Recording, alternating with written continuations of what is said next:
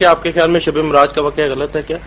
شب معراج کا واقعہ جو ہے اگر یہ مراد ہے کہ رسول اللہ علیہ وسلم نے جسمانی طور پر سفر کیا تھا تو بالکل غلط ہے، قرآن کے مخالف ہے اور حدیث کے مخالف ہے، اور مولویوں نے فرضی قصہ گھڑا ہوا ہے اور رسول اللہ علیہ وسلم کی گستاخی ہے۔ میں ثابت کرتا ہوں آپ پر، اس لیے کہ آپ لوگوں نے بچپن سے تماشوں کی مذہب میں آنکھیں کھولی ہیں اور مولویوں نے تماشوں میں آپ کو بڑا کیا ہوا ہے، اور قرآنی حقائق پر نظر ہی نہیں پڑی آپ کی کبھی۔ قرآن کریم نے اس معراج کا ذکر کرتے ہوئے فرمایا کہ ما کذب الفؤاد ما رأى، دل نے جو دیکھا تھا وہ جھوٹ نہیں بولا۔ تو آنکھ کا دیکھنا اور ہے، دل کا دیکھنا اور ہے، اور 100% ثابت ہے قرآن کریم سے کہ یہ ظاہری واقعہ نہیں ہے۔ اس کی وجہ یہ ہے کہ جہاں جا کے رسول اللہ صلی اللہ علیہ وسلم ٹھہرے ہیں وہاں ایک بیری اگی ہوئی تھی نا، ہے نا، سدرۃ المنتہا۔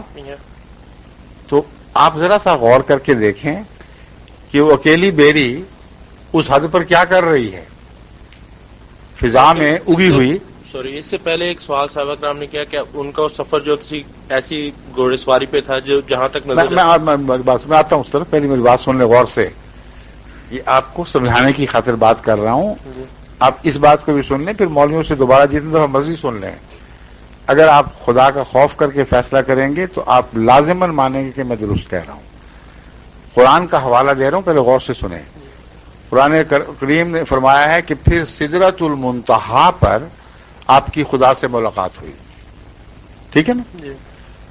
وہ بیری اس سرحد پر پہنچی ہوئی تھی اور جبرائیل اس سے پہلے رک گئے تھے، تو بیری رسول اللہ علیہ وسلم سے بھی آگے وہاں کھڑی تھی۔ کیا آپ عقلاً سوچ سکتے ہیں کہ اس کائنات کے کنارے پر ایک بیری پڑی ہوئی ہے، لگی ہوئی ہے، اور اس سے پرے خدا بیٹھا ہوا ہے؟ یہ عقل کے خلاف ہے۔ اگر یہ آپ بات مان لیں گے تو خدا ہی ہاتھ سے جائے گا، کیونکہ خدا جسمانی نہیں ہے۔ اگر جسمانی ہو تو پھر وہ اس سے پرے بیٹھا ہوا ہوگا، اور رسول اللہ علیہ وسلم سے روز جو کلام کرتا تھا اور ہر وقت کہتا تھا میں تیرے ساتھ ہوں، وہ کون تھا پھر؟ اور وہ کون تھا جس نے کہا اسرا بعبدہ لیلا من المسجد الحرام الی المسجد الاقصی، کہ وہ خدا جو تو اس کو ساتھ لے کر چلا ہے محمد رسول اللہ کو، تو وہ خدا تو ہر وقت ساتھ تھا۔ تو اس لیے ظاہری معنی کرنا انتہائی عقل کے خلاف بات ہے، اور قرآن اس کو قبول کر ہی نہیں سکتا، کیونکہ اس کا مطلب یہ ہے کہ جہاں رسول اللہ صلی اللہ علیہ وسلم تھے وہاں خدا نہیں تھا، اور وہاں بیٹھا ہوا تھا جہاں بیری اگی ہوئی ہے، اور بیری آپ سے بھی آگے تھی، اور مخلوق میں سے ایک چیز بیری ہے جو نعوذ باللہ کائنات کے مقصد اعلیٰ محمد رسول اللہ سے بھی آگے بیٹھی ہوئی ہے۔ اگر آپ اس کو اس طرح ظاہر پر محمول کرتے ہیں تو دین دنیا کا کچھ بھی باقی نہیں رہتا،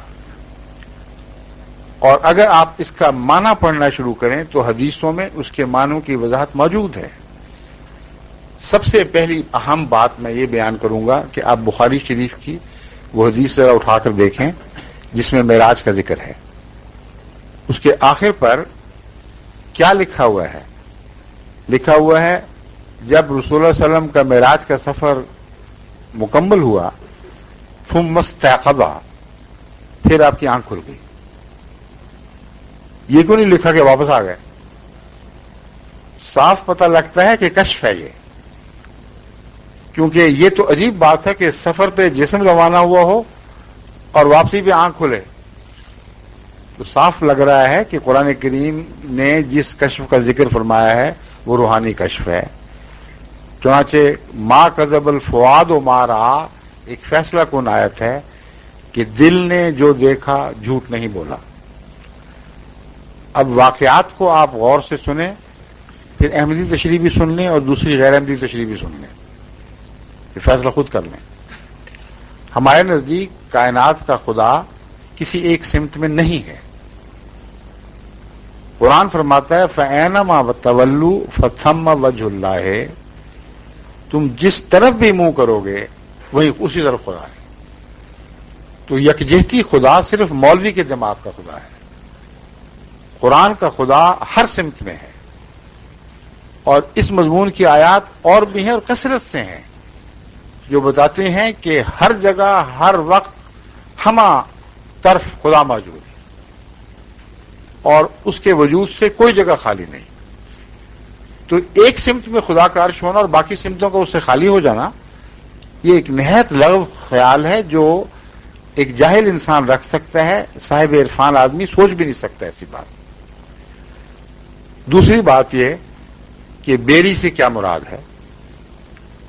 جماعت احمدیہ کی تشریح یہ ہے کہ بیری حد کی نشانی ہوا کرتی ہے. یہ وہی بات ہے جو آپ نے چھیڑی تھی کہ علامتیں ہیں یا لفظی ہے.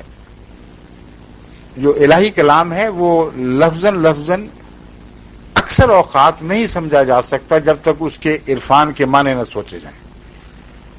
بیری حد کی نشانی ہوتی ہے.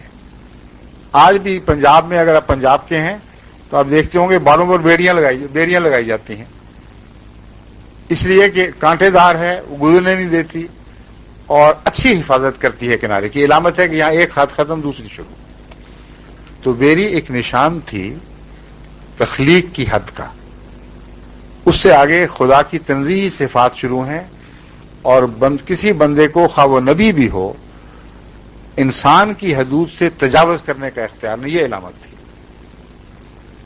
پھر اس سفر میں آن حضرت صلی اللہ علیہ وسلم نے ایک بڑھیا کو دیکھا. حدیثوں میں آتا ہے ایک بڑھیا عورت آپ کے سامنے آئی اور اس نے 3 پیالے پیش کیے. ایک پیالے میں شراب تھی، ایک میں پانی تھا اور ایک میں دودھ تھا.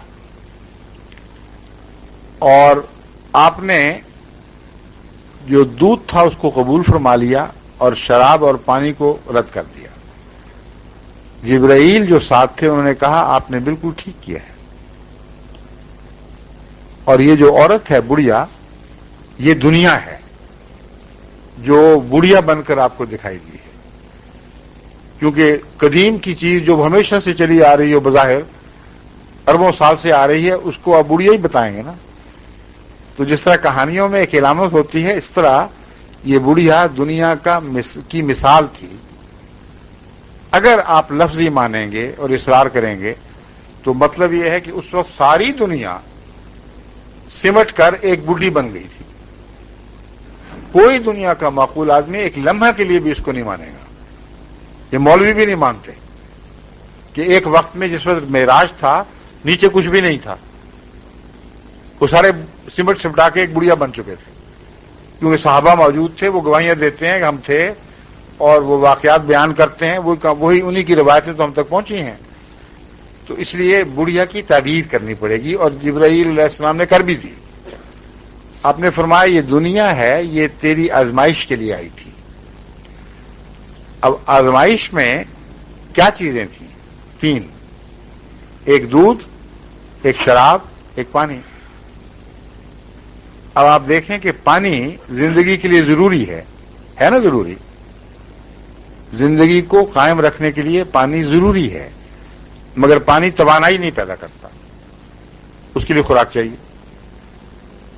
پانی پی کے ایک آدمی برا حال کر لے، جب تک بھوک نہیں مٹے گی پانی اس کی زندگی کو لمبا تو کر دے گا مگر طاقت نہیں دے سکتا. شراب طاقت دیتی ہے، اور شراب پینے والا ایک دم اپنے آپ کو زیادہ مضبوط سمجھتا ہے، جوش آ جاتا ہے اس کو. لیکن یہ بات بھول جاتا ہے کہ وہ طاقت شراب نے نہیں دی، اس کے اپنے خون نے گھل گھل کے وہ طاقت دی ہے. اور یہ دھوکہ ہے محض کہ اسے توانائی نصیب ہوئی ہے. اس کا اپنا خون جلد گھل کر توانائی میں تبدیل ہوا ہے، وہ شراب کا ہی اثر ہوا کرتا ہے. اس طرح ہے جیسے بلی کہتے ہیں ریتی چاٹ رہی تھی تو چاٹتے چاٹتے زبان چاٹ گئی اپنی، مگر اپنا ہی خون چاٹ رہی تھی. تو ایک شرابی جو طاقت حاصل کرتا ہے وہ اپنے بدن میں موجود طاقت جسم سے ہی حاصل کرتا ہے. دودھ ایک ایسی غذا ہے جو مکمل ہے. دودھ کے دوران نہ پانی کی ضرورت، نہ روٹی کی ضرورت، نہ کسی پھل کی ضرورت، کیونکہ بچہ خدا تعالیٰ نے ثابت کر دیا ہے 2 سال تک مسلسل صرف دودھ پر پلتا ہے، اس کے بال بھی بڑھتے ہیں، اس کی آنکھیں بھی بڑھتی ہیں، اس کا خون بڑھتا ہے، اس کے جسم کے عضلات بڑھتے ہیں، ہڈیاں بڑھتی ہیں، ناخن بڑھتے ہیں۔ کون سی چیز ہے جس کی کمی آئی ہو اس میں؟ جو بچہ ماں کے دودھ پر پلتا ہے اور دوسرا کچھ نہیں کھاتا، اس کی صحت میں کبھی کمزوری دیکھی آپ؟ نہیں۔ تو یہ پیغام ہے، پیغام یہ ہے کہ محمد رسول اللہ کی شریعت کامل ہے، ایسی کامل شریعت ہے کہ اس کے بعد کسی اور شریعت کی طرف منہ کرنے کی ضرورت نہیں ہے۔ اس کے اندر پانی کی طاقت بھی ہے، اس کے اندر جسم کے خوراک کی توانائی کی طاقت بھی موجود ہے، تمہاری ساری نشو و نما کے لیے یہی دین کافی ہے۔ تو ہم جو معنی کرتے ہیں، ہم تو رسول اللہ صلی اللہ علیہ وسلم کی شان کو اب ان معنوں میں اور بڑھتا ہوا دیکھتے ہیں۔